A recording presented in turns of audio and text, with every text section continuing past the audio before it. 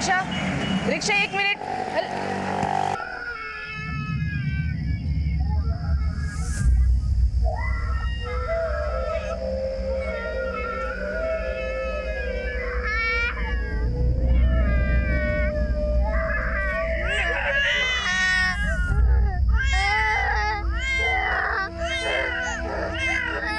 डरो नहीं, डरो नहीं।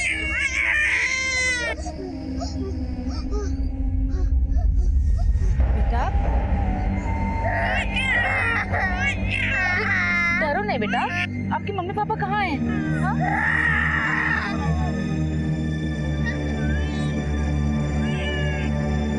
कोई है?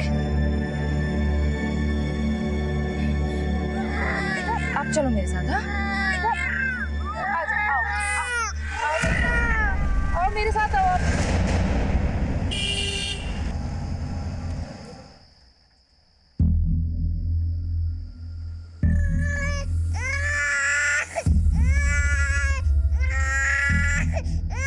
बस बस बस बस, ये लो बेटा, आप मैगी खाओ। हाँ हाँ जी, आ गई आ गई। दूध पीना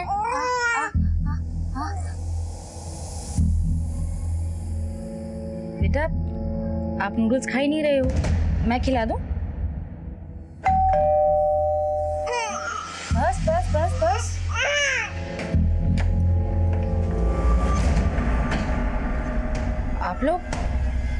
आप लोग यहाँ कैसे? मैं इन्हें लेकर आया। वो बच्चे कहाँ हैं? जी ये रहे। बस बस बस बस बस बस बस। ये बच्चे कहाँ मिले आपको? जी मैं अपनी फ्रेंड के यहाँ से आ रही थी तो तभी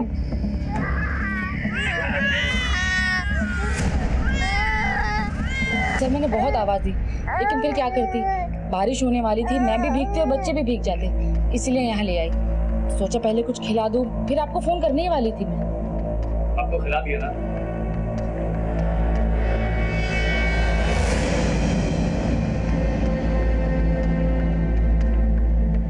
बेटा आपका नाम क्या है? जी बच्चे बहुत ही डरे हुए हैं, मैंने भी पूछने की कोशिश करी लेकिन कुछ बोले ही नहीं। गिरीश एक काम करो, पूरे कमल नगर एरिया को छान मारो। मुझे लग रहा है अगर माँ बाप कहीं आसपास होंगे, बच्चों के लिए जरूर परेशान होंगे। और आसपास के सभी पुलिस स्टेशन में मिसिंग रिपोर्ट भी चेक करो। एक बात और, बच्चे जहाँ पर मिले हैं अगर वहाँ पर सीसीटीवी है तो उसके फुटेज भी चेक करो। अब बच्चे को तैयार कर दीजिए, हम लोग इसे किसी एनजीओ में शिफ्ट कर देंगे। एनजीओ क्यों? आप हमें यही रहने दीजिए ना हमारे पास। अब मैं एक बैंक की एम्प्लॉय हूँ, आप मुझ पर ट्रस्ट कर सकते हैं। ठीक है, वैसे भी हमें किसी एनजीओ के बारे में पता करने में थोड़ा टाइम लगेगा, तब तक आप बच्चों को अपने पास रख सकते हैं। थैंक यू साहब, जल्दी पता लगाइएगा, मुझे आपके फ़ोन का इंतजार रहेगा। जी बिल्कुल। ये तस्वीर में कौन है? ये हमारी बेटी है, स्कूल के स्विमिंग पूल एक्सीडेंट में। I am so sorry. आप लोग एक बार पुलिस स्टेशन आ जाइएगा, एफआईआर दर्ज कर लेंगे। Thank you. जी चलो जी सर।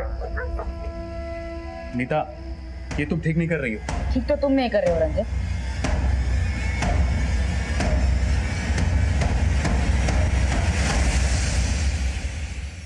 इन दोनों फोटो की जेरॉक्स करा के सारे शहर में पोस्टर लगाओगे। एक्सक्यूज मी सर, बच्चों के पेरेंट्स के बारे में कोई इन्फॉर्मेशन मिली? नहीं सर, अभी तक कुछ भी पता नहीं चल पाया। बच्चे नीता अवस्थी के घर पर है। हम एनजीओ से भी पता कर रहे हैं, लेकिन उसमें थोड़ा टाइम लगेगा, इसीलिए फिलहाल बच्चों को उनके घर पर ही छोड़ दिया। बच्चे वहाँ पर काफ़ी कंफर्टेबल है और फैमिली भी काफ़ी भरोसेमंद है सर। ठीक है, सभी पुलिस स्टेशन से अपडेट लेते रहो और स्टेट के सभी पुलिस स्टेशन से कॉन्टैक्ट करो। हो सकता है ये लोग कहीं बाहर से आए, लेकिन इतने छोटे बच्चों को लावारिसों की तरह छोड़कर माँ बाप क्यों चले?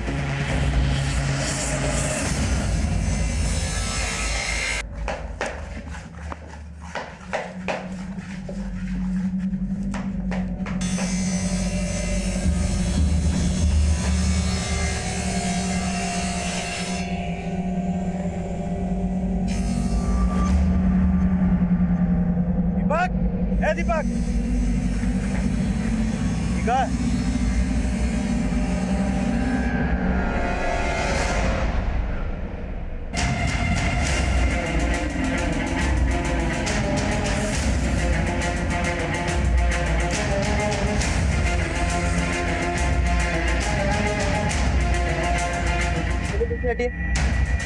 हो जाइए। दुकान आपकी है और आपको नहीं पता कि ये बॉक्स कहाँ से है? साहब देवी मार्ट के साहब हमको कुछ नहीं पता साहब। दुकान खोलते कितना बजे?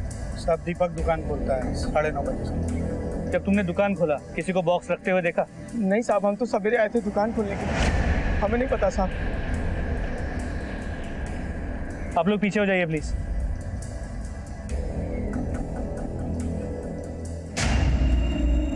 कमल, ये बॉक्स किसी कुरियर कंपनी का लगता है, इसका स्टैम्प भी। पता करो किस कंपनी है, पर ये भी पता करने की कोशिश करो इसका सेंडर और रिसीवर को। सर बॉडी के टुकड़े करके फेंके गए, मतलब मुमकिन है कि बाकी के टुकड़े भी यही कहीं फेंके गए हैं, क्योंकि कोई भी किलर अपने साथ बॉडी के पार्ट्स लेके घूमने का रिस्क नहीं ले। आसपास चेक करो, कुछ मिलता है। सर बॉडी पार्ट्स को देखकर ऐसा लग रहा है कि ये पार्ट्स किसी औरत के हैं। आसपास के पुलिस स्टेशन में चेक करो, किसी औरत की कोई मिसिंग कंप्लेंट है, और जब तक बॉडी के बाकी पार्ट्स नहीं मिलते इन्हें फोरेंसिक भेज। सर कार्टन में मिले लाश के टुकड़ों से सनसनी फैल गई। पुलिस ने लाश के दूसरे हिस्सों को ढूंढने के लिए तलाश तेज कर दी। साहब मैंने फोन किया था साहब। साहब इधर आइए। कहाँ पे? साहब हम लोग इधर मछली पकड़ने आते हैं, आ जाए तो साहब ये दें।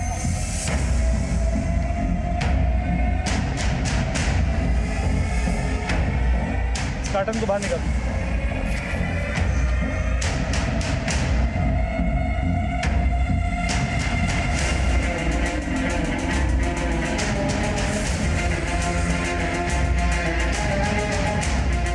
निकालो इसे। लगता है उसी बॉडी का टुकड़ा है जिसके टुकड़े हमें कल उस कारपेंटर के शॉप में मिले। सर लेकिन सिर नहीं मिला। जब तक सिर नहीं मिलता बॉडी पहचानना मुश्किल है। हो सकता है सिर को यहीं कहीं डिस्पोज किया, आसपास अच्छे से चेक करो, तो बॉडी को फोरेंसिक के लिए भेजो। सर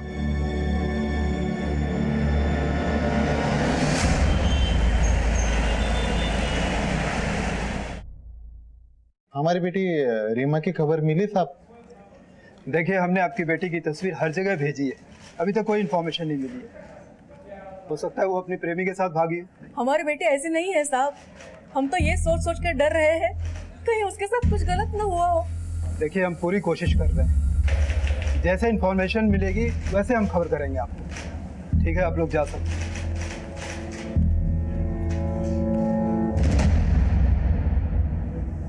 सभी थाने से इस लड़की की अपडेट लेते रहो। सर ये वो कार्टन है जो हमें कारपेंटर शॉप से मिला था, और ये हमें तालाब के पास से मिला। इन दोनों बक्सों में एक औरत की बॉडी के कटे हुए हिस्से मिले, और ये वो कपड़ों के चितड़े हैं जो उन बॉडी पार्ट्स थे जो मैच करते हैं। तो हो सकता है कि ये बॉडी पार्ट्स किसी एक ही औरत के।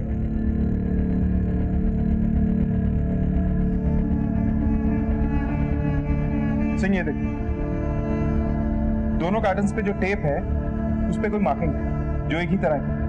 हो सकता है ये कुरियर कंपनी की खुद की टेप हो। ये मार्किंग थोड़ी मिटी हुई है, लेकिन ये नंबर थोड़ा क्लियर है। इस नंबर को हर एक कुरियर कंपनी में भेजो। हो सकता है इन कार्टन्स का राज खुल जाए। जी सर।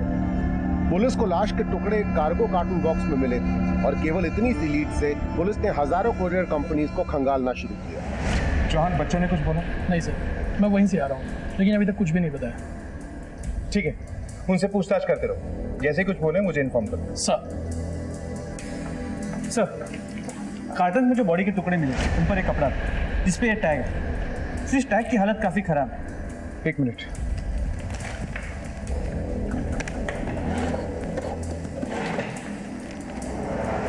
SHEEIA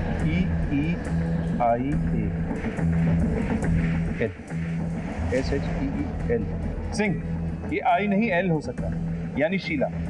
पता करो कि शीला नाम से भी कितने ब्रांड हैं, और ये किसी बड़े डिजाइनर का ब्रांड नहीं लगता। इस पैमाने पे डिजाइनिंग करने वाली कई छोटी छोटी कंपनीज हैं, लेकिन शीला नाम पे जितने भी ब्रांड रजिस्टर्ड हैं सबके बारे में पता है। और हाँ, एक ही जैसे कार्टन बॉक्स और इन कपड़ों के टुकड़ों से ऐसे लगता है कि ये बॉडी किसी एक ही औरत है। खैर, फॉरेंसिक रिपोर्ट से सब क्लियर हो जाएगा। तुम इस ब्रांड के बारे में पता करो। सर पुलिस को मिल रहे सारे सुराग बेहद ही मुश्किल और लंबी प्रक्रिया वाले थे, लेकिन पुलिस की मुस्तैद टीम पूरी सूझबूझ से अपनी तहकीकात को आगे बढ़ा रही है।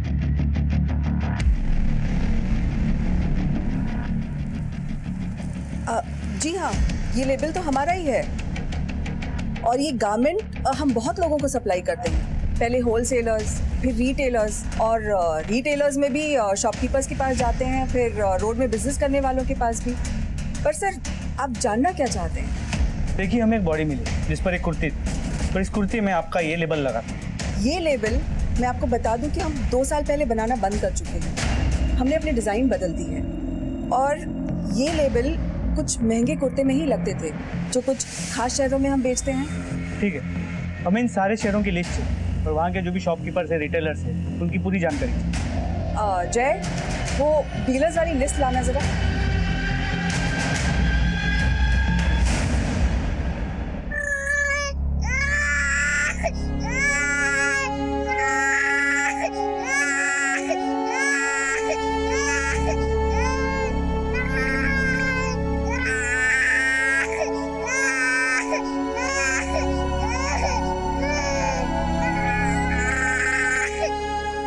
सर, उन दोनों कार्टन्स में जो बॉडी के टुकड़े मिले उनकी फोरेंसिक रिपोर्ट। सर, रिपोर्ट से पता चला है कि वो सभी टुकड़े किसी एक ही औरत की बॉडी के थे जिसकी उम्र करीब 30 साल हो। और वो कपड़े के टैग से कुछ पता चला? सर, हमने करीब 55 दुकानें और 350 डीलर्स को शॉर्टलिस्ट किया, जहाँ से शायद उस कुर्ती को खरीदा गया। और उन कार्टन बॉक्स के बारे में कुछ पता? सर, उस कार्टन पे जो लेबल था और जिस टेप से उसे बांधा गया उस पर अरेबिक में लिखा। मतलब ये कुरियर कंपनी इंटरनेशनल कुरियर में भी डील करती है? जी सर। सर, हमने करीब 90 कुरियर कंपनी से बात की, पर फाइनली एक कंपनी ने बताया कि इस कंसाइनमेंट को उन्होंने हैंडल किया। उनका नाम है लोडेड कुरियर्स। इस कुरियर कंपनी में जाके इन बॉक्सेस के बारे में पता कर। जी सर।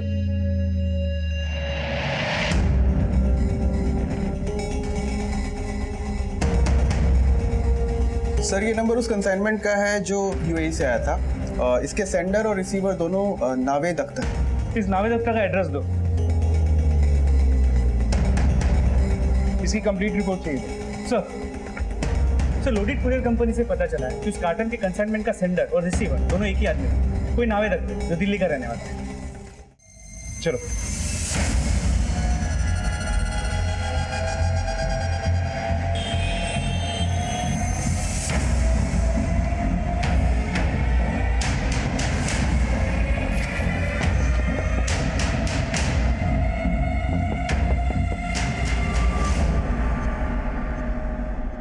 जी कहिए सर।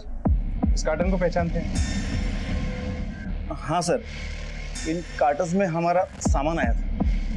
कहाँ से? दुबई से। सर, हम लोग दुबई में रहते थे, कुछ ही दिन पहले हम इंडिया वापस आ गए। कितने कार्टन्स थे ये? I think 12। नहीं सर, 12 नहीं, 14 कार्टन थे। हाँ सर, 14 थे। लेकिन अभी तो तुमने कहा 12 थे। सर, क्या है ना कि याद नहीं रहा। वैसे पैकिंग की सारी जिम्मेदारी इन्होंने संभाल रखी थी। मैं तो अपना बिजनेस रैप अप करने में मशगूल था सर। क्या बिजनेस था तुम्हारा? ट्रेडिंग कमीशन का। इन कार्टन्स का क्या किया आपने? दिखाइए हमें। ये रहे सर। ये तो सिर्फ 8 है, अपने 14 गए। खाली कार्टन्स थे सर, होंगे कहीं यहाँ वहाँ। यहाँ वहाँ तो हुए हैं, लेकिन लाश के टुकड़ों के साथ। अब अपने दिमाग पे भरपूर जोर डाल के हमें बताओ कि वो कार्टन्स कहाँ हैं, या फिर लॉकअप में ले जाके याद दिलाने में मदद करें हम तुम्हारी। याद आया सर, हमने कुछ कार्टन्स हमारी काम वाली बाई को दिए। उसने कहा था कि उसे घर का सामान रखने के लिए जरूरत है। उसका नाम और एड्रेस है ना सर?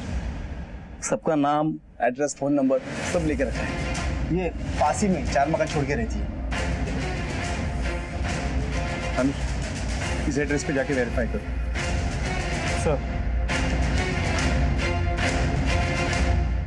इन सालों से यहाँ रह रहे हैं, अल्लाह के करम से कभी पुलिस नहीं आई घर। पता नहीं मैडम ने क्या कर दिया। साहब, मेरे पास सामान रखने के लिए सूटकेस नहीं था, इसलिए मेम साहब से ये बक्से मांग लिए। ये तो 3 बक्से, बाकी के 3 का? मेम साहब ने तो मुझे ये 3 बक्से दिए। तुम्हारी मेम साहब नहीं कहा, सारे बक्से तुम्हारे पास। अल्लाह खैर करे साहब, हमारे पास बस 3 ही बक्से हैं। मेम साहब झूठ बोल रही है। आपके 14 कर्टन्स में से 8 आप ही के घर, 3 आपकी नौकरानी के, बचे हुए 3 का है। बोलो। मैं बताता हूँ। 3 कार्टन्स में तुमने बॉडी को ठिकाने लगाया था, जिनमें से 2 हमें मिल चुके हैं। अब बताओ। हाँ सर, याद है सर। दुबई से इंडिया पहले मैं आया था और 1 हफ्ते बाद मन्नत आई थी, और यहाँ आने के बाद मानेसर में मेरा एक पुराना मकान है सर, उस मकान में कुछ पुराना सामान और ना इस्तेमाल होने वाला सामान उन्हीं कार्टून्स में पैक करके रखा।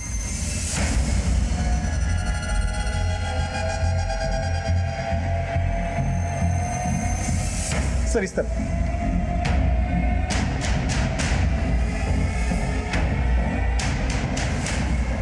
यहाँ तो ताला लगा है। चाबी है मेरे पास। खोलो।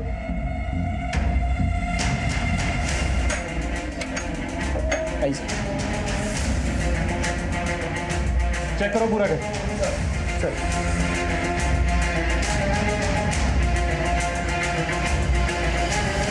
सर यही सब सामान कार्टून्स में रखा था। सामान तो ही पड़ा है, कार्टून्स में नजर नहीं आ रहा। सर अंदर कुछ नहीं मिला। सर मैंने घर किराए पे दिया था, लगता है घर छुट्टी चले गए बिना बताए। नंबर है उसका? है ना sir? Wajid Khan. Number note करो। सर। अनुज। 2-3 दिनों से देखा नहीं साहब। काफी शरीफ थे, उनके तो बच्चे भी। सर जिस गैराज में हमारी ससुर जी की गाड़ी काम के लिए जाती है ना, वहाँ एक हिमायत नाम का आदमी है, उसको अक्सर वहाँ आते हुए देखा है। हिमायत कर सर वो मस्जिद वाली गली में, किसी से भी पूछ।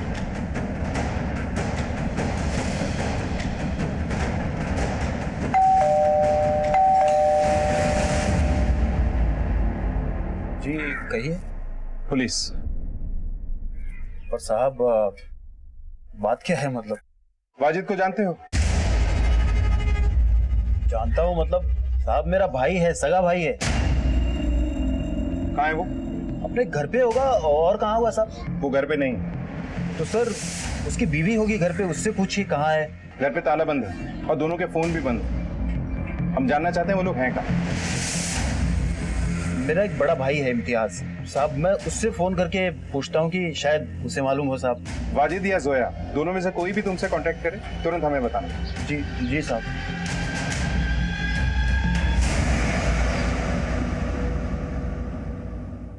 हाँ जी, हाँ जी, क्या बात है? हाँ, ये मम्मा वाली किसी है ना, है ना?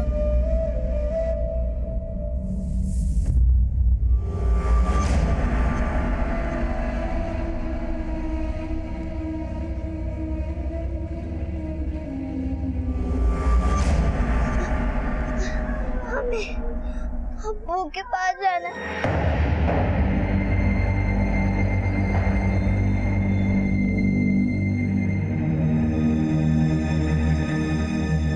किसके पास जाना है बेटा? हमें अब्बू के पास जाना है। आपकी मम्मी, मतलब अम्मी कहाँ है? अम्मी अब्बू को लेके चली गई। बच्चों की डीएनए रिपोर्ट आ गई है। लगता है इस केस से बहुत जल्द पर्दा उठने वाला है, क्योंकि हमारी हरकत को देख के हत्यारे भी हरकत में आएंगे और कोई ना कोई गड़बड़ जरूर करेंगे। रीमा की लीड मिली, उसका फोन अभी अभी स्विच ऑन हुआ था। तो मैं पुलिस को इन्फॉर्म करता हूँ। सर अभी अभी नीता अवस्थी के पति रंजन का फोन आया था। उसने कहा कि बच्चे ने ये बोला कि उसे अब्बू और अम्मी के पास जाना है। अब्बू? इसका मतलब ये बच्चे किसी मुस्लिम फैमिली से। और कोई इन्फॉर्मेशन? नहीं सर। सिंह तुम दोनों जाओ, बच्चे से पूछताछ करो, शायद इनकी फैमिली के बारे में देखिए। सर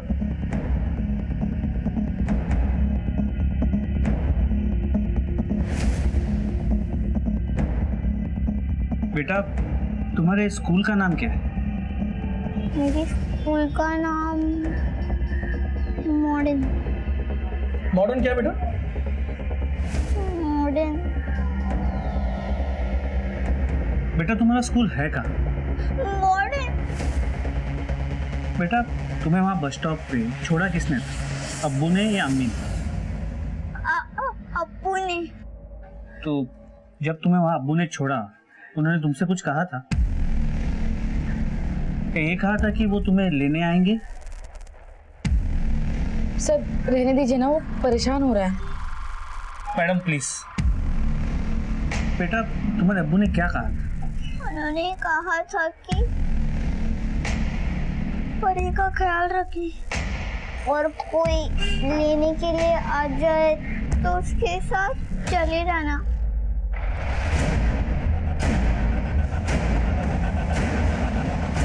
आप दोनों से थोड़ी बात करनी है, जरा बात करो। आप इन बच्चों को पहले से जानती है ना? नहीं सर, मैंने आपको पहले भी बताया कि ये दोनों उस रात मुझे रोड पर मिले थे। फिर वो बच्चा ये क्यों कह रहा है कि उसके अब्बू ने कहा था उसे बस स्टॉप पे लेने कोई आएगा और उसके साथ चले जाना? मुझे नहीं पता था, हो सकता है सच में इन्हें कोई लेने आने वाला हो। लेकिन ये भी हो सकता है उन्हें लेने आप ही जाने वाली थी और उसके अब्बू ने आपको पहले से बता दिया। ये क्या बकवास है सर, मैं किसी को नहीं जानती। देखिए, हमने आपके बारे में सब कुछ पता कर लिया। आपके बच्चे के गुजर जाने के बाद आप एक दूसरा बच्चा चाहती थी, है ना? हर औरत चाहती है सर। लेकिन अब आप मेडिकली मां नहीं बन सकते, ये बात भी सच है। जी सच है। तो फिर ये हो सकता है कि आप ही ने इन बच्चों को खरीद लिया या फिर किडनैप कर लिया। ये क्या बकवास कर रहे हैं आप? सलामत एनजीओ को कांटेक्ट करो। सर, बच्चों की कस्टडी ले लो। सर प्लीज मुझे मुझसे अलग मत कीजिए। देखिए वो यहाँ पर खुश है, वो बच्ची मेरी गोद में आके ऐसे चुप हो जाती जैसे अपनी माँ की गोद में हूँ। आप उन्हें ले जाकर उन पर जुल्म मत कीजिए प्लीज। सर खबरदार कोई नहीं लेकर। शहजाद इधर आओ बेटा, मेरे पास आओ। कोई नहीं। बच्चे को छोड़िए आप। रोको ना, रोको ना रंजन। नीता, वो हमारे बच्चे नहीं हैं, जाने दो उन्हें। यहाँ गुरुग्राम में जितने भी स्कूल के नाम में मॉडर्न आता है, वहाँ जाके इन बच्चों के बारे में पूछताछ करो, पता करने की कोशिश करो उनके माँ बाप का नाम क्या है और उनका एड्रेस क्या है। सर कोई लीड नहीं मिला अब तक। इस केस में हम किसी भी नतीजे पे नहीं पहुंच पाए। सिंह, इस केस को सॉल्व करने के लिए हमें वाजिद और जोया की हिस्ट्री को खंगालना होगा। वाजिद के भाइयों को एक बार फिर से बुलाओ, उनसे दोबारा से पूछताछ करो। साहब, मेरी फैमिली है, बेगम है, एक बच्चा है। और साहब, हम लोग महीने 2 महीने में एक बार ही मिलते हैं। रहते गुरुग्राम में ही है, पर घर बहुत दूर दूर है, तो आना जाना कम ही होता है।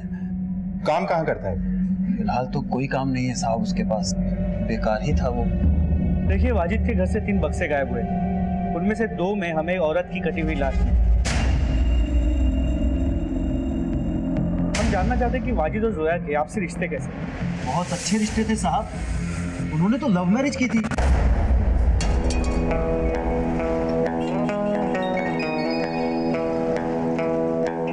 तुम्हें पता है ना जोया तुम क्या कर रही हो? अगर मैंने घर छोड़ा है तो तुमने भी तो अपना घर छोड़ा है। हाँ जोया, लेकिन फिर भी। वाजिद, अब लेकिन की कोई गुंजाइश नहीं है। तुम्हें पता है ना कि मेरे घर वाले कभी भी हम दोनों को एक्सेप्ट नहीं करेंगे। और मेरे भैया तुम जानते हो ना कितने कट्टर हैं। उन्हें पता चलेगा ना तो हम दोनों को जान से मार देंगे। मैं तुम्हें बहुत खुशियां दूंगा। 5 साल पहले हमारे घर आए थे साहब। अस्सलाम वालेकुम भाईजान। अरे वालेकुम अस्सलाम वाजिद मियां, अचानक? बस ऐसे ही आ गया था। ये भाईजान, ये जोया है, अपने ही गांव की है। हम दोनों घर से भाग कर आए।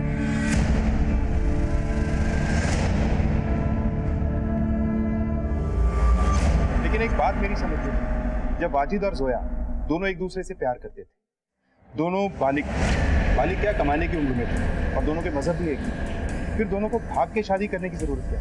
साहब, आपकी बात बिल्कुल सही है, लेकिन जोया ने मुझे खुद बताया था कि वो हिंदू धर्म से है। भाभी, मुझे आपसे कुछ बात करनी है। हाँ बोलो। भाभी, मैं आप लोगों के धर्म की नहीं हूँ। मेरा नाम जोया नहीं स्वर्णा है। भाभी, मेरे भैया और पापा इस रिश्ते के लिए कभी नहीं मानते। अगर उन्हें जरा सी भी भनक लगती कि मैं किसी और धर्म के लड़के के साथ प्यार करती हूँ तो मुझे जान से मार देते और इन्हें भी। इसलिए हम दोनों भाग कर। अच्छा, जोया के बाप और भाई कभी आप लोगों के घर में आए या उस घर में जहाँ वाजिद और जोया रहते थे? नहीं साहब, यहाँ तो कभी नहीं आए, पर जोया मायके जाने की जिद किया करती थी बार बार। रिश्ते ऐसे थोड़ी टूट जाते हैं साहब। आप लोगों ने आखिरी बार उन दोनों को कब देखा?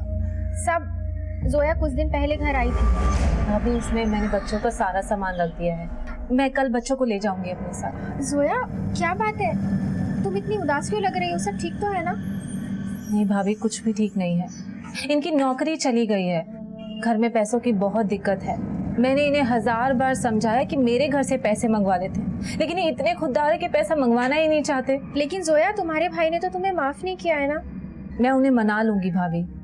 खैर, मैं इन दोनों को छोड़कर जा रही हूँ। मैंने एक जगह नौकरी के लिए अप्लाई किया है, शाम को इंटरव्यू है, खुदा ने चाहा तो ये नौकरी मिल गई तो सब ठीक हो जाए।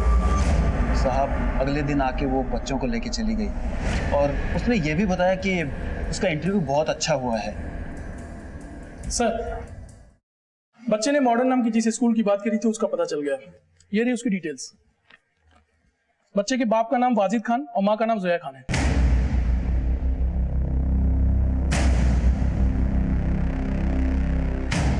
फोटोग्राफ दिखाओ सर।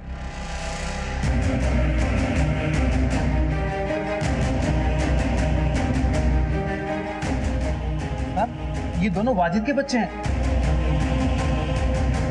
मगर हुआ क्या है साहब?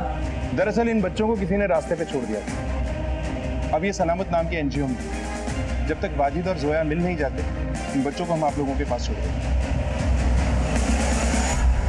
साहब मेहरबानी करके ऐसा मत कीजिएगा, हमें मालूम नहीं है कि वाजिद और जोया कहाँ है इस वक्त। अल्लाह ताला उन्हें सलामत रखे। अगर उन्हें कुछ हो गया तो साहब हम उनके बच्चों की परवरिश नहीं कर पाएंगे।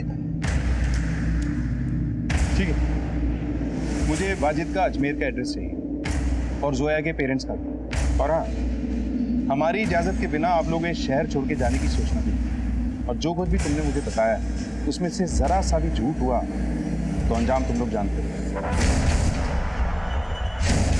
ठीक है, तुम लोग जा सकते हो।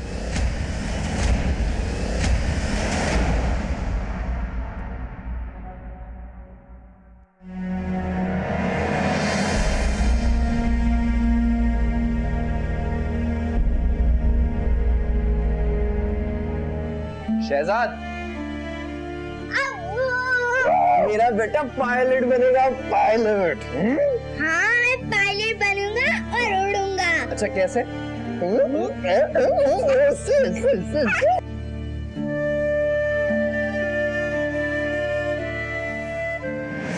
ठीक है, इस बारे में पूरी डिटेल्स मुझे दो। जय। सर, अलीगढ़ पुलिस स्टेशन ने इस लड़की की फोटो भेजी, ये मिसिंग है। इसका नाम रीमा है। सर ये देखिए, इसने लगभग इसी तरह के कपड़े पहन रखे हैं जो हमें डेड बॉडी पे से मिले। ये महज एक इत्तेफाक हो सकता है, लेकिन ये भी हो सकता है कि मरने वाली लड़की यही है और ये दोनों केसेस बिल्कुल अलग हैं। You're right। लेकिन सबसे पहले हमें यह पता लगाना होगा कि ये मरने वाली लड़की कौन है। इसे पहचानना मुश्किल है क्योंकि बॉडी का कटा हुआ सर अभी तक हमें नहीं मिला और कातिल ने जानबूझकर लाश के टुकड़ों को दूर दूर फेंक दिया था ताकि हम कभी भी उस तक ना पहुंच पाए। लेकिन सवाल अब भी कई है। एक ये कि अगर ये मरने वाली लड़की ये रीमा है तो सवाल ये है कि इसे किसने मारा होगा और क्यों, तो इसका वाजिद से क्या कनेक्शन है। और अगर ये जोया है तो जोया और उसके पति को जोया के बाप और उसके भाई से जानकर खतरा। तो कहीं ऐसा तो नहीं कि वाजिद को भी मार दिया गया, या ये भी हो सकता है कि वाजिद ने इन दोनों में से किसी एक लड़की को मारा और कहीं भाग गया। और अभी हम सिर्फ डीएनए टेस्ट से पता लगा सकते हैं कि ये बॉडी जोया की है या रीमा की। सही कह रहे हो। एक काम करो, चौहान को बोलो कि उन बच्चों का ब्लड सैंपल लो और इस रीमा के माँ बाप का भी ब्लड। और तुम ऐसा करो कि एक टीम लेके अजमेर जाओ, वहां की लोकल पुलिस से मदद लेकर जोया और वाजिद के बारे में बताओ। सर, अलीगढ़ पुलिस से मिले नए सुराग से पुलिस और भी उलझ गई थी। अब इस केस के तार बाहरी इलाके से जुड़ गए थे। जोया और वाजिद कहाँ थे? नीता को बच्चों का मिलना क्या महज एक इत्तेफाक था या कोई राज? पुलिस ने अपनी जांच टीम बढ़ा दी थी जो दिन रात इस गुत्थी को सुलझाने में लगी थी। तो आपका मतलब है वाजिद यहाँ नहीं है? जी हाँ, वाजिद जिससे उससे इस घर से गया उसने अपनी शक्ल तक नहीं दिखाई। उस लड़की का भाई जब देखो मुंह उठा के आता है और हमें धमका के चला जाता है। मेरी बहन स्वर्णा कहाँ है? कौन स्वर्णा? तेरा जो कमीना बेटा है ना वाजिद, वो मेरी बहन को भगा के ले गया है। वाजिद ऐसा नहीं कर सकता। पूछ अपनी इस बेटी से, इसे सब कुछ मालूम है। उन दोनों को तो मैं ढूंढ के मार ही दूंगा। अगर तुझे पता है तो मुझे सच सच बता दे, वरना एक दिन तेरी इस बेटी को उठा के ले जाऊंगा। वाजिद तो अच्छा हुआ नहीं आया, आता तो मारा जाता। साहब माना चाहता था। मतलब? जोया से शादी के बाद उन्होंने फोन किया था मुझे। सुहाना आपा, तुम कहाँ चले गए हो वाजिद? वापस आ जाओ। मैं जल्दी लौटूंगा। सुहाना फोन दे, फोन दे मुझे। वाजिद इस बीवी से कहो कि अपने उस कमजोर भाई को समझाए जो आए दिन घर में आकर धमकियां देकर जाता है, पापा की इज्जत लूटने की बात करता है। आखिरी बार वाजिद से कब बात हुई? करीब 20-25 दिन पहले। बहुत परेशान थी। बता रहे थे उनकी नौकरी चली गई। वाजिद के घर से कुछ बक्से गायब हुए थे, उनमें से एक में हमें एक लड़की की लाश मिली। हो सकता है वो जोया हो, पर वाजिद का भी कुछ पता नहीं चला। ये भी नहीं पता कि वो जिंदा है या नहीं। वाजिद का किसी रीमा नाम के लड़की के साथ संबंध था। अल्लाह मेरे भाई भाभी की जोड़ी सलामत रखे। अरे वो तो किसी दूसरी औरत के साथ ताल्लुक रखने का सोच ही नहीं सकते। अब उनके बच्चे कहाँ हैं सर? उनके बच्चे फिलहाल एक एनजीओ में। अगर आप लोग उन्हें अपनाना चाहते हैं तो आप लोग अप्लाई कर सकते हैं।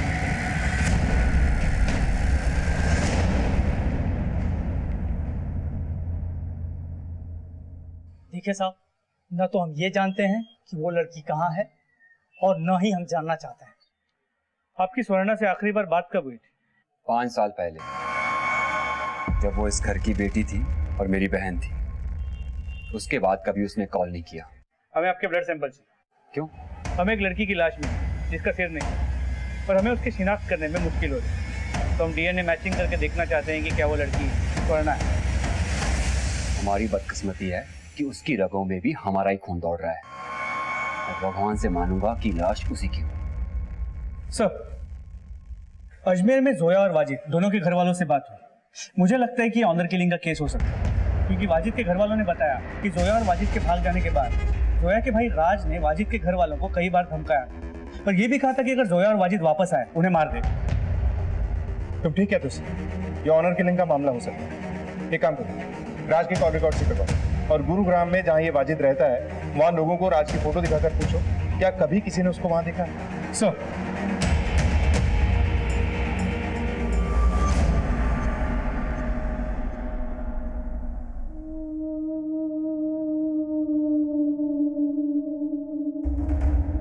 ये कपड़े तो मेरी बेटी के हैं साहब।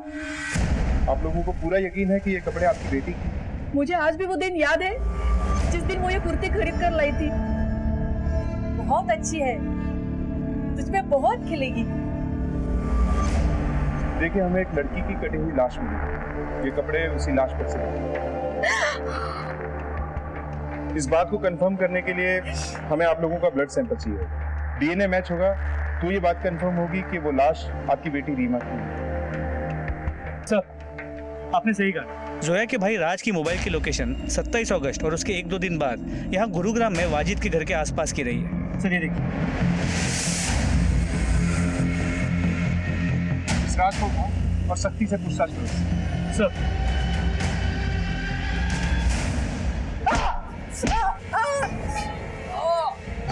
बस चल, शुरुआत मैं कर दे। तू गुरुग्राम गया था 27 तारीख को, तूने ट्रेन की टिकट भी ली। अब आगे की कहानी बोल। मैं स्वर्णा और उसके आशिक दोनों को मारना चाहता था। एक दोस्त ने मुझे उनका पता बता दिया था। उस दिन मैं उनके घर चला भी गया था, लेकिन वहां ताला लगा था।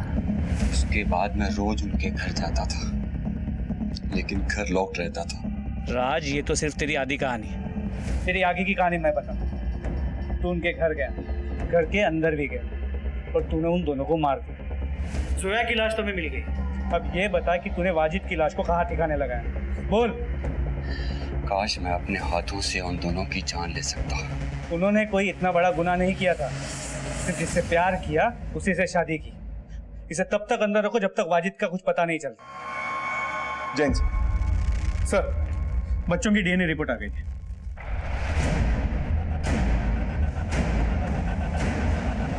सिंह, मुझे 27 अगस्त की इन तीनों की पूरी डिटेल चाहिए। कौन कहाँ था, क्या कर रहा था, किससे मिल रहा था? सर, पुलिस के हाथ कुछ अहम सुराग लग गए थे। अब उनके शक और तफ्तीश का दायरा भी सीमित हो गया था। सर, एक इंपॉर्टेंट बात पता चली। क्या? हत्या वाली रात यानी 27 अगस्त को हमें जिस जिस जगह लाश के टुकड़े मिले थे, हर उस जगह पे एक टेम्पो को देखा गया सर। हमने टेम्पो के मालिक का पता भी लगा लिया। ये रही उसकी डिटेल्स। सर, रीमा की लीड मिली। उसका फोन अभी स्विच ऑन हुआ था। लगता है इस केस से बहुत जल्द पर्दा उठने वाला है, क्योंकि हमारी हरकत को देख के हत्यारे भी हरकत में आएंगे और कोई ना कोई गड़बड़ जरूर करेंगे। सब पे नजर बनाए रखो। और चौहान, इस टेम्पो के मालिक को उठा के लाओ और तुम रीमा को ट्रैक करो।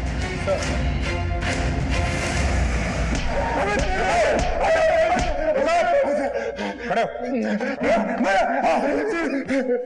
अगर तुम लोगों को ये लग रहा है कि तुम्हें मारते मारते हम लोग थक जाएंगे तो गलत फहमी है तुम्हारी। शिफ्ट बदल बदल के मारेंगे तुम लोगों को। सब बताता हूँ साहब। उस रात हिमायत मेरे घर आया, ये बहुत घबराया हुआ था साहब। सब खैरियत तो है ना? खैरियत तो नहीं भाईजान, हमें वाजिद के घर अभी निकलना होगा। ऐसी क्या जरूरत पड़ गई जो इतनी रात को तुम दोनों अपने उस भाई वाजिद के घर गए? उसकी एग्जैक्ट लोकेशन मुझे मैसेज करो। फोन सिर्फ 15 सेकंड के लिए ऑन हुआ था। एरिया बता सकता हूँ, एग्जैक्ट लोकेशन बताना मुश्किल है। अब इस एरिया में उसे ढूंढेंगे कहाँ? गाड़ी साइड में लगा दो। रीमा की फोटो लेके इस एरिया में अच्छे से पूछताछ कर। फिर क्या हुआ? मैं और हिमायत वाजिद के घर पहुंचे। वाजिद कौन है? हिमायत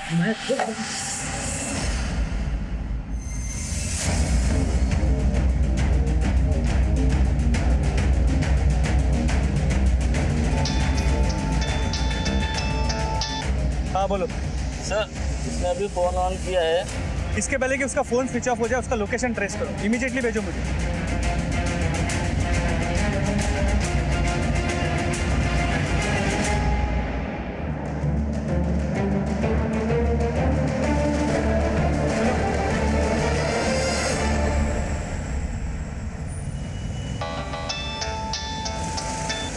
हाँ बोलो सर, उसने अभी भी फोन ऑफ किया है।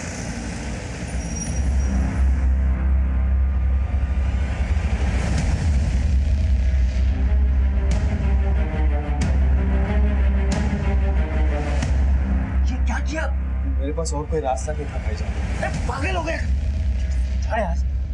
और बच्चे अंदर सोए, कैसे भी करके इसको ठिकाने लगा देते।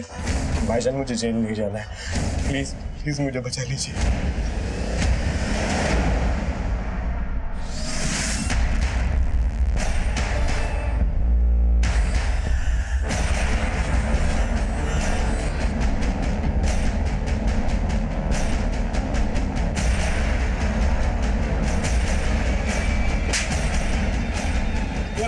लड़की का है।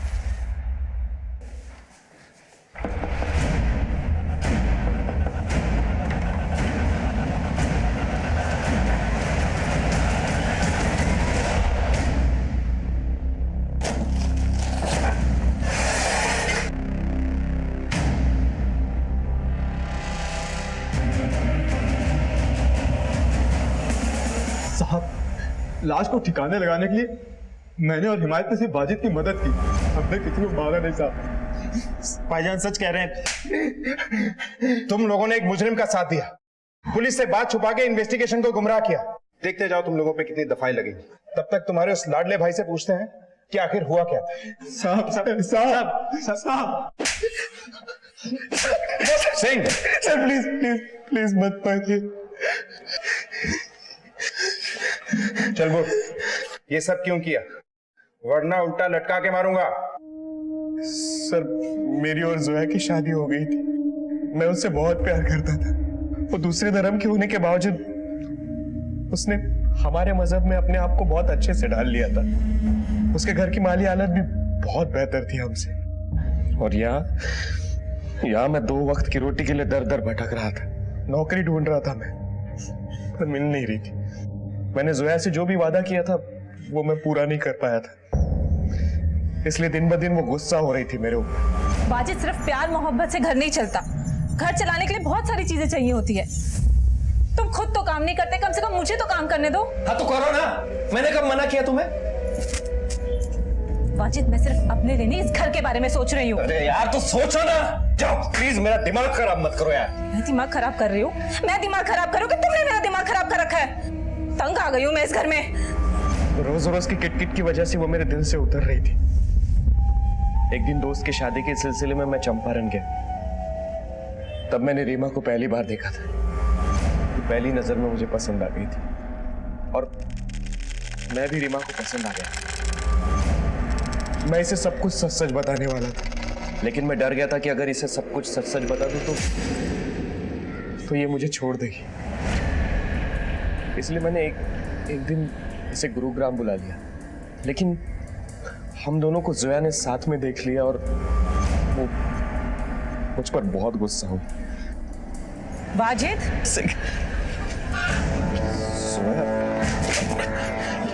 तो ये वजह थी तुम्हें काम ना मिलने की? अरे नहीं नहीं जोया, मेरी बात सुनो। देखो, मेरा नहीं तो कम से कम अपने दोनों बच्चों को तो ख्याल किया होता।